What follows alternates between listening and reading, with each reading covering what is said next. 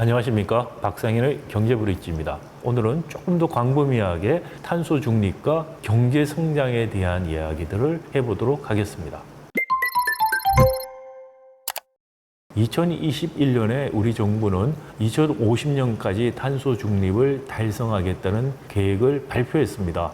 2050년 탄소 중립 목표 달성을 위한 장기 저탄소 발전 전략을 올해 안에 마련하고 2030년 국가 결정 기여를 절대량 목표 방식으로 전환하여 유엔에 제출할 예정입니다. 아울러 2030년 감축 목표도 조속히 상향 제출할 수 있도록 노력할 것입니다.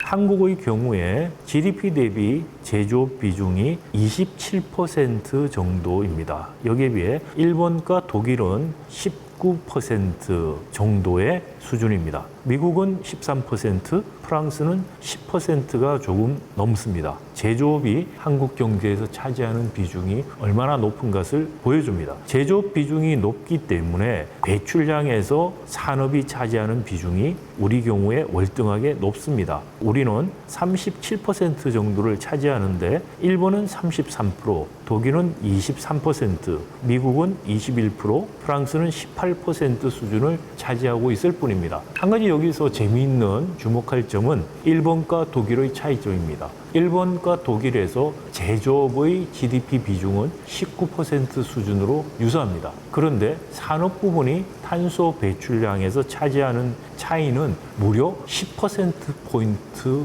차이가 납니다. 즉, 독일은 제조업이 더 환경 친화적인 상태로 이미 발전해 가고 있다는 것을 보여줍니다. 또한 일본의 경우도 중화공업 같은 산업들의 비중이 여전히 높기 때문에 제조업이 탄소 배출량에서 차지하는 비중이 상당히 높습니다. 그럼에도 불구하고 표에서 보시는 것처럼 일본은 제조업의 탄소 배출량 수준을 지속적으로 연평균 7.3% 수준 감축을 한다는 것입니다. 거기에 비해서 제조업 비중도 높고 탄소 배출량 비중도 높은 우리의 경우는 산업 부분의 연평균 감축 목표가 1.01%에 불과합니다. 제조업 중에서도 이른바 시대 중화국 공업 산업들이 탄소 배출의 대부분을 차지하고 있습니다. 직접 배출하는 것들은 철강이 무려 40.6%를 차지하고 있습니다. 간접 배출까지 포함했을 때 철강과 이 10대 산업들을 합친 전체 배출량은 제조업 배출량의 무려 82.4%를 차지하고 있습니다. 20대 중화공업 산업은 우리 제조업의 근간입니다. 다음 표에서 보실 수 있는 것처럼 20대 중화공업 산업은 2019년 기준으로 수출의 77.5%를 차지하고 있습니다. 설비 투자의 46%, 그리고 부가가치 63%, 매출의 65.6%를 차지하고 있습니다. 10대 중화공업 산업이야말로 한국 제조업의 핵심이고 수출의 핵심이고 한국 경제의 핵심이라고 볼 수 있습니다. 이런 산업들이 가장 많은 탄소를 배출하고 있는 산업이다라는 것입니다. 이것이 한국 경제 또는 한국 산업이 가지고 있는 가장 큰 도전이라고 생각해 볼 수 있습니다. 2021년에 문재인 정부에서 탄소 중립 계획이 발표됐을 때 보수지를 비롯해서 많은 언론들이 비판 기사를 쏟아냈습니다. 조선일보 기사에 의하면 탄소 중립 이행에 1,800조가 필요하다. 중앙일보 1,000조가 필요하다는 비판을 쏟아냈습니다. 이 비판들은 사실 일견 타당한 측면도 있고 다른 한편 과장된 측면도 있습니다. 정부가 시나리오를 발표하면서 탄소 중립을 이행하기 위한 비용이라든지 구체적인 설명을 빠뜨렸다라는 주장은 사실 타당한 주장입니다. 또한 탄소 중립으로 이행하기 위해서 지나치게 미래의 상용화가 불투명한 기술에 의존하고 있다는 것 또한 사실 타당한 지적입니다. 예를 들어서 제철 부분에서 탄소 중립을 실현하기 위해서 수소환원 제철을 상용화한다는 것이 들어가 있습니다. 그런데 수소환원 제철의 상용화 시점이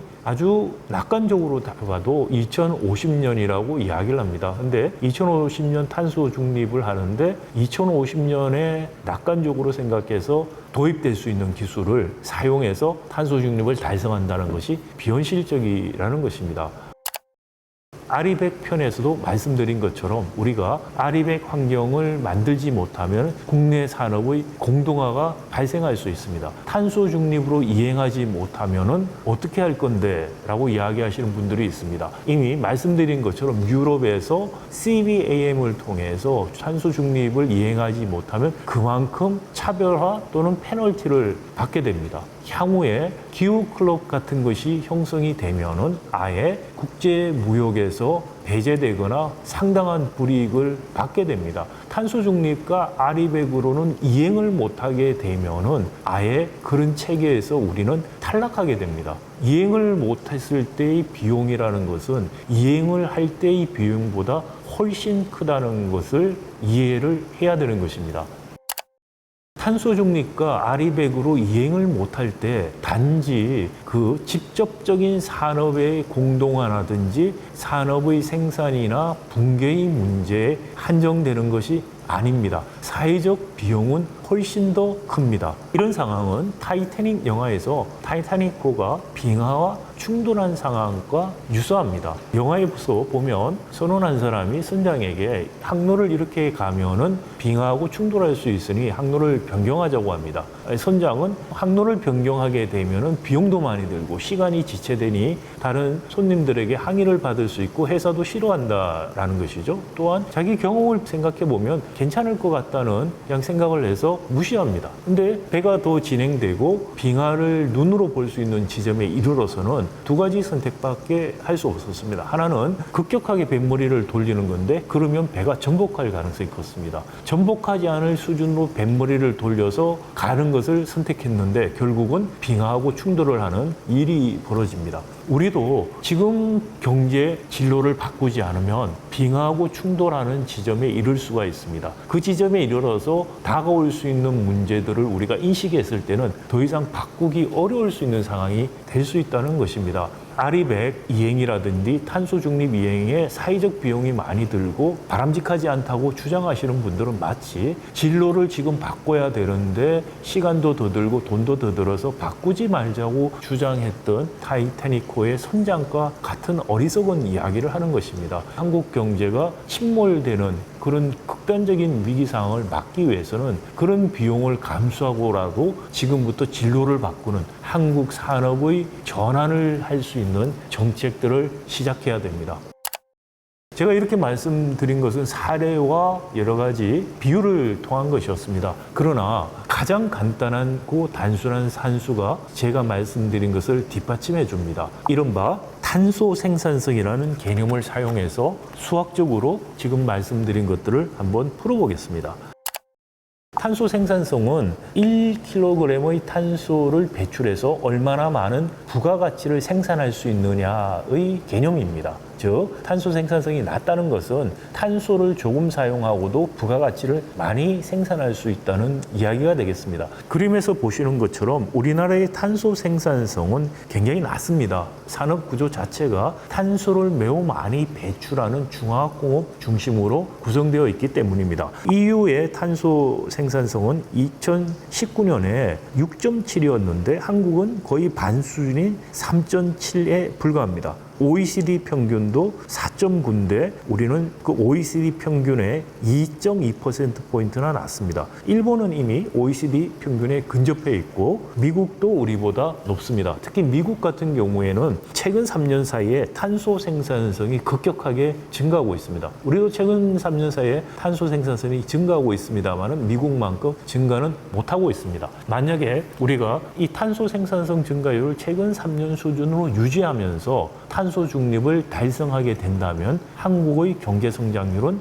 어떻게 될까요? 아주 단순한 산수를 통해서 계산이 가능합니다. 말씀드린 것처럼 탄소 생산성은 부가가치 나누기 탄소 사용량입니다. 이것을 양변을 우리가 로그 값을 취하고 이 로그 값을 취한 양변의 시간에 대해서 미분을 하게 되면 증가율을 나타낼 수가 있습니다. 이것을 다시 쓰게 되면 다음과 같은 공식이 나옵니다. 경제 성장률은 탄소 생산성 증가율 빼기 탄소 감축률이라는 것입니다.